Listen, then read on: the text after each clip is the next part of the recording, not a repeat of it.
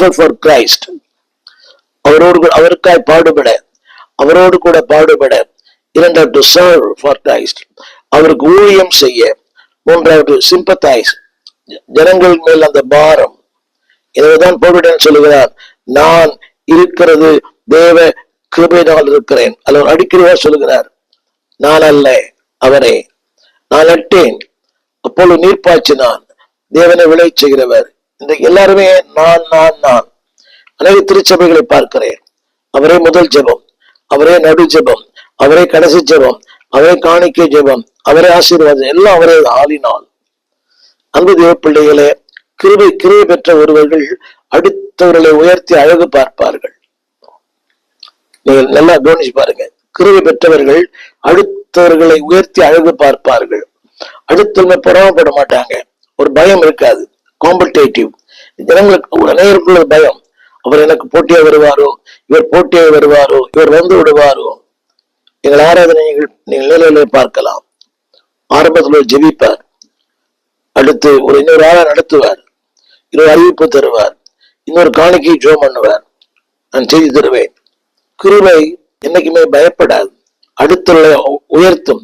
suffer for Christ, serve Christ, sympathize the people. மூன்றாவது, உலகத்தை கலக்குகிற மக்களா இருக்க வேண்டும். நம்ம சொன்ன கிரேஸ் சொன்னேன். அடுத்து காட்லினஸ், ஒரு தேவபக்தி உள்ள ஒரு வாழ்க்கை இல்லை என்றால் உலகத்தை கலக்க முடியாது. இந்த வார்த்தையை நான் படிக்கிறேன், கேளுங்கள் அன்பானவர்களே. அந்த தேவபக்தி உள்ள வாழ்க்கை தான் உங்களுடைய வாழ்க்கையில பயனுள்ள வாழ்க்கையை மாற்றுகிறது. கிரேஸ் முக்கியம். இரண்டாவது காட்லினஸ் முக்கியம். வாசிக்கிறேன், கேளுங்கள். சங்கீதம் 46:1. சங்கீதம் 46:1 இந்த வார்த்தை சொல்லுகிறது, தேவன் நமது அடைக்கலமும் பலனும் ஆபத்து காலத்தில் அனுகூலமான துணையமானவர்.